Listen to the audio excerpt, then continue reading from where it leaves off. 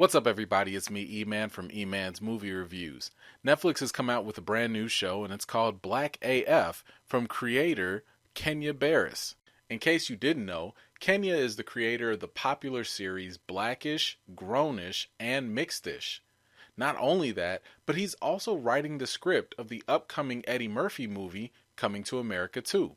I got a chance to chat with Kenya during a press roundtable, and he was able to share some news about Coming to America 2 and just what Black AF is all about. Check it out. So, you have a new show coming out on Netflix, Black AF.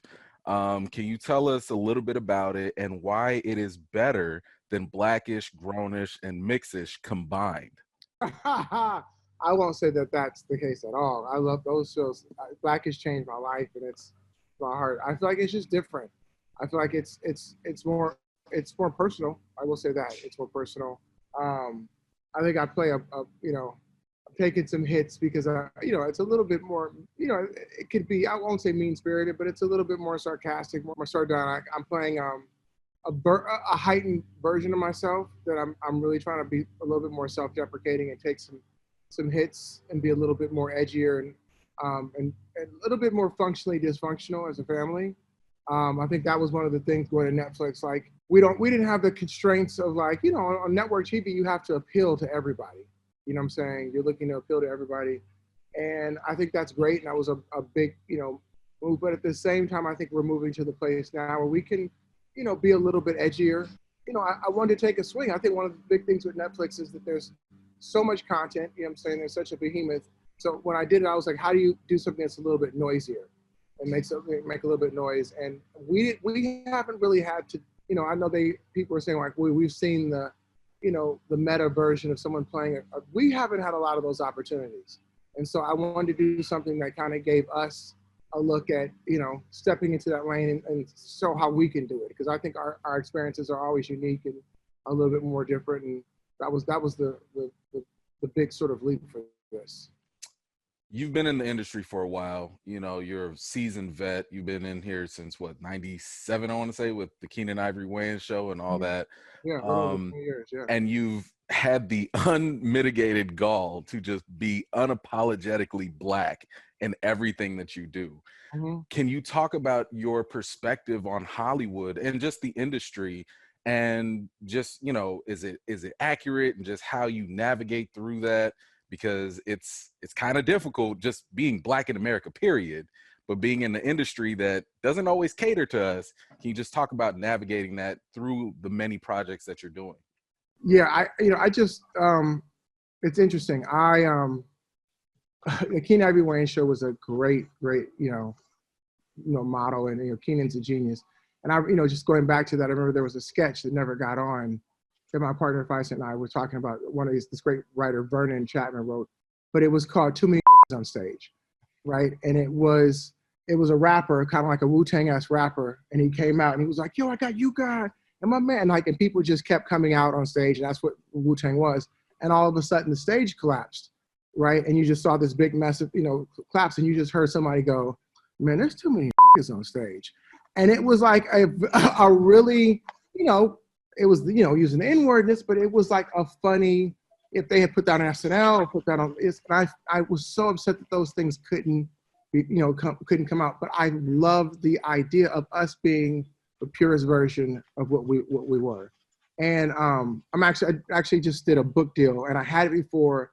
And I went back and I signed with One Word, who's Ta-Nehisi Coates' producer, and it's basically called "This Is Basic Shit. We know that we can't. We're shocked that you don't." And the idea of the whole book is about, we're constantly teaching. I'm teaching y'all, like we're constantly like with our friends, our white friends, and not even doing it. We're constantly like giving them, that's not okay what you're saying, right? And it's like that is become our crutch, our cross to bear, but also our job. You know what I'm saying? And I feel like we can't run from it. As much as a hassle as it is.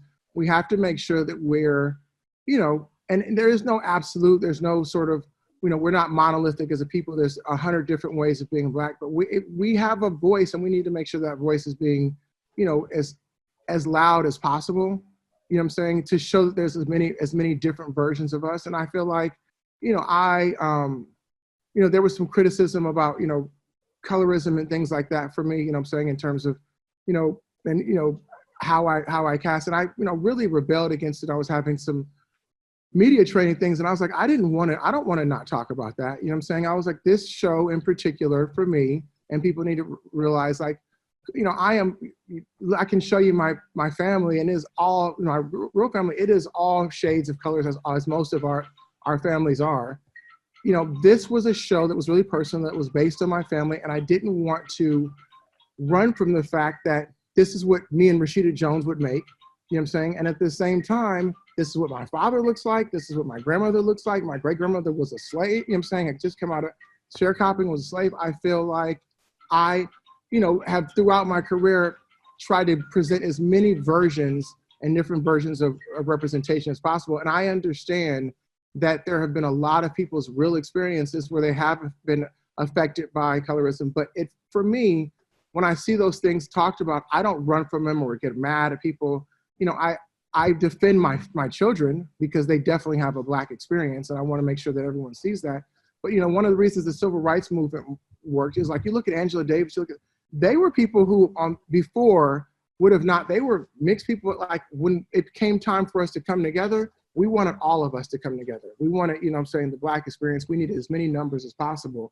And I feel like my job is to keep giving others opportunities, keep making opportunities myself, so that I can continue to make as many different versions and, different things that represent the whole spectrum of us. And I want us to be really careful when we're sort of, to not be apologetic about our experiences, what I'm saying? And to make sure that we try as much as we can to open up doors for different people who have different forms of stories. That we were at the Michael Scribner's movie, and it was a beautiful movie, and it was a completely different experience of what, a first generation African coming to America's, story was. And I feel like it's not just, that's why that episode 5 that we did, this series was so important for me, because, I'm a fan of Tyler, but my mom and aunt, I remember them watching those Tyler Perry plays on VHS when I come in the kitchen. I'm like, what are you watching? And they loved it. And they show up to those movies, and they're not showing up to those movies liking them because they're Black movies. They actually enjoy those movies. And why does their opinion count less than someone else's? You know what I'm saying? I feel like Adam Sandler, has a particular lane. He's really, really successful in that lane. I wouldn't necessarily call that elevated art, you know what I'm saying? But if he does something and someone doesn't feel like it's elevated art, they don't feel like he's the downfall of white culture, you know what I'm saying? Because there's a brand of people who like that movie. Why, if Tyler shows up and he's a successful businessman and there are people who actually really enjoy his work, if someone feels like it wasn't the most elevated form of art, why is that the downfall? Why is he the downfall of Black culture? And I feel like he has been successful because he doesn't care about that. He knows his audience, he knows his niche, and whether you like it or not, respect that he's a businessman who's out there doing something, and he's opening up a lot of doors, and that we need as many different lanes as we can, to get more of us, in the place to tell our stories. I was looking at this movie on Netflix, which is really good, Unorthodox, but it was about Hasidic Jews. And I was like, we get 4 stories to tell. White people get as many stories as humanly possible. They just get to keep talking about as many things. I'm like, we need to be able to talk about more than the 4 stories that let us tell. And the only way we can do that is have enough people out there who we're supporting and who tell their stories. And it doesn't, if we don't get them, doesn't mean that it's not, a good story. It means that that's something someone else may get. We need to have more opportunities. Is there anything you can tell us about Coming to America 2 to get us looking forward to it? Yes, everybody came back. You know what I'm saying? Arsenio and Eddie are it's crazy because I've been an Eddie Murphy fan my whole life. You know what I'm saying? Like, I think, Will Smith is, a friend, but, and Will Smith is one of the biggest stars in the world. Will outworks everybody. He's charming, he's charismatic, he's talented. You know what I'm saying? But Will tell you, there's been a lot of blessings, a lot of luck, and a lot of hard work that he put in. Eddie could have been born in a box in Calcutta, and he was going to be famous. You know what I'm saying? Like, he is unbelievably and undoubtedly one of the most talented people, along with Jamie Foxx, one of the most talented people working.